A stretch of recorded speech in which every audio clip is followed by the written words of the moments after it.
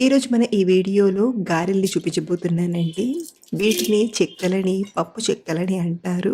ఎప్పుడు చేసినా ఈ కొలతలతో చేశారంటే కరకరలాడుతూ అప్పడాల్లా చాలా క్రిస్పీగా మంచి రుచిగా ఉంటాయి. ఇక్కడ నేను కేజీ బియ్యపు పిండితో కరెక్ట్‌గా చేసుకునే మెథడ్‌ని చూపించబోతున్నానండి. ముందుగా బియ్యపు పిండిని తీసుకోండి. ఇక్కడ నేను కేజీ బియ్యపు పిండిని తీసుకున్నానండి. సో, ఇలా తీసుకున్న కేజీ బియ్యపు పిండిని ముందుగా జల్లెడ పట్టి తీసుకోండి. చెక్కలు మంచి కరకరలాడుతూ రావాలంటే మీరు కూడా ఇలా జల్లెడ పట్టి తీసుకోండి. దీంతో మనకు బియ్యపు పిండి అనేది మెత్తగా ఫైన్‌గా వస్తుంది.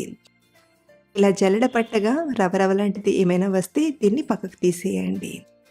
ఇప్పుడు ఈ పిండిని కలపడానికి ముందుగా ఒక చిన్న మిక్సీ గిన్నెలోకి 1 టేబుల్ స్పూన్ ధనియాలను, 1 టేబుల్ స్పూన్ జీలకర్రను, అలాగే పొట్టు ఒలిచేసిన వెల్లుల్లిపాయల్ని తీసుకోండి. ఇక్కడ నేను ఒక ఫుల్ వెల్లుల్లి గడ్డను తీసుకుని పొట్టు తీసి తీసుకున్నాను.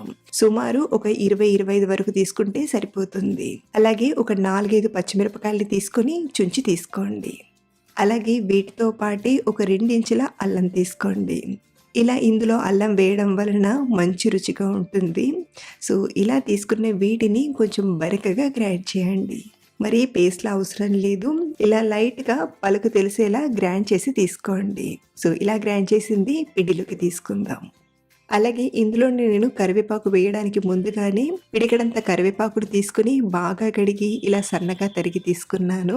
ఇలా తరిగిన కరివేపాకుని కూడా పిండిలోకి తీసుకోండి. వీటితో పాటు ఒక అరకప్పు నువ్వులను తీసుకోండి. గ్రామ్ వైజ్ 100 గ్రాముల వరకు తీసుకుంటున్నాను. అలాగే రుచికి సరిపడా ఉప్పు. మనం చేసే ఈ కేజీ బియ్యపు పిండికి 2 టీ స్పూన్ల ఉప్పు అయితే కరెక్ట్‌గా సరిపోతుంది. అలాగే ఒక 2 టీ స్పూన్ల కారం తీసుకోండి. వీటితో పాటే ఇక్కడ నేను ఒక 2-3 టేబుల్ స్పూన్ల బటర్‌ని యాడ్ చేస్తున్నాను. ఇలా కొంచెం బటర్ వేయడం వలన ఇవి ఇంకా ఎక్స్ట్రా కరకరలాడుతూ వస్తాయి. సో, ఇలా తీసుకున్న వీటన్నిటిని బాగా కలపండి. బటర్‌ని కూడా ఇలా కొంచెం రబ్ చేసినట్టుగా చేస్తూ పిండిలో కలిసేలా బాగా కలపండి. ఇలా అంతా కలిసేలా ఒకసారి కలిపాక ఇప్పుడు ఇందులోకి పప్పును తీసుకుందాం. ఇక్కడ నేను ఒక 30-40 నిమిషాల ముందే పచ్చి శనగపప్పుని ఒక 200 గ్రాముల వరకు తీసుకొని బాగా కడిగి నానబెట్టాను. ఇలా కొంచెం పప్పు నానితే మంచి రుచిగా ఉంటుంది. అలాగే ఇక్కడ నేను మొత్తం శనగపప్పునే వాడుతున్నానండి. మీరు కావాలంటే సగం శనగపప్పుని, సగం పెసరపప్పునైనా వాడొచ్చు. సో, ఇలా నానబెట్టిన శనగపప్పులోని నీళ్ళన్నీ వంపేసి శనగపప్పుని మాత్రమే తీసుకొని పిండిలో కలిసేలా మరొకసారి బాగా కలపండి. ఇలా కలిపాక ఈ టైంలోనే మనం టేస్ట్‌కి తగ్గట్టుగా ఉప్పు సరిపోయిందో లేదో ఇలా కొంచెం పిండిని తీసుకొని టేస్ట్ చేయండి. ఈ టైంలో మనకు ఉప్పు తగ్గినట్టు అనిపించినా లేదా కారం తగ్గినట్టు అనిపించినా ఈ టైంలో వేసి కలపచ్చు. నేను తీసుకున్న ఉప్పు, కారం కరెక్ట్‌గా సరిపోయాయి. ఒకవేళ మీకు తగ్గితే ఈ టైంలో వేసి కలపండి. ఇప్పుడు ఈ పిండి కలపడానికి నేను నీళ్లను కొంచెం వేడి చేసి తీసుకున్నాను. నీళ్లు మరీ వేడిగా ఉండాల్సిన అవసరం లేదండి. కొంచెం గోరువెచ్చగా చేసి ఇలా కొంచెం కొంచెంగా తీసుకుంటూ బాగా కలపండి. ఇలా మనం ఇందులో గోరువెచ్చని నీళ్లు వేసి కలపడం వలన చెక్కలు పగిలిపోకుండా రౌండ్ షేప్‌లో రావడమే కాదు, ఫ్రై చేసిన తర్వాత గట్టిగా రాకుండా కరకరలాడుతూ ఉంటాయి. పిండిని మరీ లూజ్‌గా కాకుండా, అలా అని మరీ గట్టిగా కాకుండా ఇలా చపాతీ పిండిలా సాఫ్ట్‌గా కలపండి. ఇలా కలిపాక నానబెట్టాల్సిన అవసరం లేదండి. మనం వెంటనే చేసుకోవచ్చు. లేదా మీకు కొంచెం సర్దుకునేదుంటే ఒక 10 నిమిషాలు నానబెట్టి ఆ తర్వాతైనా చేసుకోవచ్చు. ఇలా ఒక గిన్నెలోకి కొంచెం నూనెని తీసుకొని కొంచెం కొంచెం చేతులకు అప్లై చేసుకుంటూ చిన్న చిన్న ఉండల్లా చేసి తీసుకుందాం. ఇక్కడ నేను చెక్కల్ని మరీ పెద్దగా కాకుండా మీడియం సైజులో ప్రిపేర్ చేస్తున్నాను కాబట్టి ఇలా చిన్న నిమ్మకాయ సైజ్ అంతా చేస్తున్నాను. ఇలా చేసుకుంటూ ఈ పిండిని ఒక పక్కకు తీసుకొని ఇందులోనే పెడుతున్నాను. మీరు కావాలంటే ఇలా ముద్దలు చేసినవి ఇంకో ప్లేట్లోకైనా తీసుకోవచ్చు. ఇలా అన్ని ముద్దల్ని ఒకేసారి చేయాల్సిన అవసరం లేదండి. కొన్ని కొన్ని ముద్దలు చేసుకుంటూ మరో పక్కన ఒత్తుకుంటూ తీసుకోవచ్చు. ఇలా కొన్ని ముద్దల్ని చేశాక ఇప్పుడు ఒక్కొక్క పిండి ముద్దను తీసుకుంటూ మిగతా పిండి ఆరిపోకుండా మూత పెట్టి పక్కన పెట్టండి. ఇక్కడ నేను చెక్కల్లో ఒత్తడానికి పూరీ మషిన్‌ని తీసుకున్నాను. దీనిపైన కూరగాయలకు వచ్చే ప్లాస్టిక్ కవర్ ఉంటుంది కదా, దాన్ని ఇలా కట్ చేసి తీసుకోండి. లేదా బటర్ పేపర్‌నైనా తీసుకోవచ్చు. ఇలా మనం తీసుకున్న పేపర్‌కి కూడా లైట్‌గా ఆయిల్‌ని అప్లై చేసి ఒక్కొక్క పిండి ముద్దను తీసుకుంటూ ఒత్తి తీసుకోండి. ఇలా ఒక 2 సార్లు ప్రెస్ చేశాక చేతితో మరి కాస్త ఇలా పల్చగా చేయండి. దీంతో ఈ అప్పాలు గట్టిగా అనిపించకుండా మరి కాస్త కరకరలాడుతూ వస్తాయి. ఇలా ఒక్కొక్కటి చేసుకుంటూ పక్కన కవర్లోకి కానీ లేదా ఇలా కాటన్ క్లాత్లోకి కానీ తీసుకోండి. ఇలా మనం ప్రతిసారి కవర్కి ఆయిల్ పెట్టాల్సిన అవసరం లేదండి. ఒక 2-3 చేస్తూ మధ్య మధ్యలో ఆయిల్ పెడుతూ చేయండి. ఇక్కడ నేను మొత్తం చెక్కల్ని పూరీ మషిన్ పైన చేస్తున్నానండి. మీ దగ్గర ఇలాంటి పూరీ మషిన్ లేకపోతే కవర్ పైన పెట్టి ఇంకో కవర్ పెట్టి గిన్నెతో వత్తుకుంటూ అయినా తీసుకోవచ్చు. సో ఇలా మనం కలిపినవి సగం వరకు చెక్కల్ని చేశాక ఫ్రై చేసే మెథడ్ని చూపిస్తున్నానండి. ఒక పక్కన ఫ్రై చేస్తూ మిగతా పిండిని చెక్కల్లా ఒత్తి తీసుకోవచ్చు. ఫ్రై చేయడానికి డీప్ ఫ్రైకి సరిపడా ఆయిల్ని తీసుకుని బాగా వేడి చేయండి. ఆయిల్ చక్కగా ఇలా వేడయ్యాక ఇప్పుడు ఇందులోకి సరిపడా అన్ని అప్పాలని తీసుకుందాం. ఇవి పల్చగా ఉంటాయి కాబట్టి త్వరగానే ఫ్రై అయిపోతాయండి. ఇలా కాసేపు ఫ్రై అయ్యాక మరో పక్కకి టర్న్ చేసి ఫ్రై చేయండి. ఇలా ఇవి 2 పక్కల ఫ్రై అయ్యి కొంచెం ఎరుపు రంగులోకి వచ్చి క్రిస్పీగా వచ్చాక ఆయిల్ నుండి తీసుకోవడమే. ఇలాగే మనం ఒక పక్కన ఫ్రై చేస్తూ మరో పక్కన మిగతా పిండిని అప్పల్లా ఒత్తుకుంటూ అయినా తీసుకోవచ్చు. లేదా ఒక్కరే ఉంటే మొత్తం చేశాక ఆ తర్వాత అయినా ఫ్రై చేసుకోవచ్చు. సో ఇలా మనం సింపుల్ మెథడ్ని ఫాలో అయిపోయి ఈ కొలతలతో చేశారంటే ఇలా మనం ఒక్కరే ఉన్నా చాలా ఈజీగా చేసుకోవచ్చు.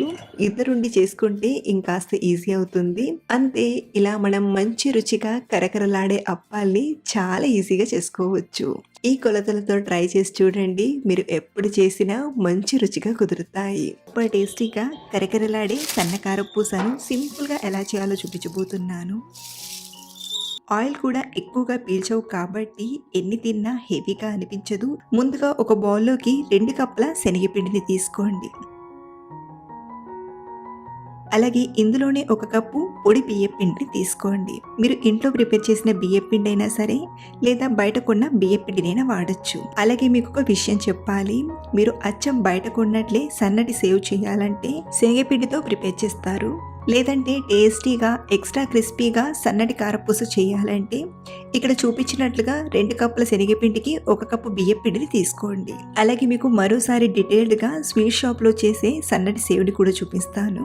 ఇప్పుడు ఇందులోకి రుచికి సరిపడా ఉప్పుని, 1/2 టీ స్పూన్ కారం తీసుకోండి. మీకు కారం ఎక్కువగా ఉండాలంటే 1 టీ స్పూన్ వరకైనా తీసుకోవచ్చు. అలాగే పొడి చేసిన 1/2 టీ స్పూన్ వాము పొడిని తీసుకోండి.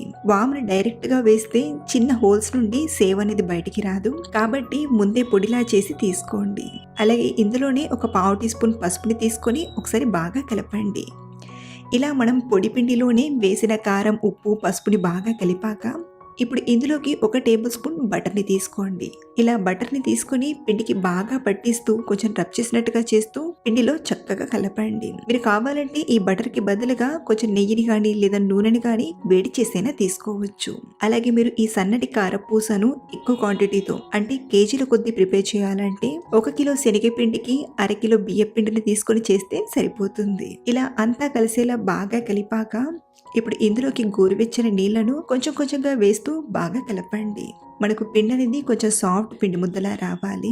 మరీ పల్చగా చేయొద్దు, మరీ గట్టిగా చేయకండి. ఇలా సాఫ్ట్ పిండి ముద్దలా చక్కగా కలిపాక ఇప్పుడు ఈ పిండిని నానబెట్టాల్సిన అవసరం లేదండి. వెంటనే మనం కారపూసలా చేసుకోవచ్చు.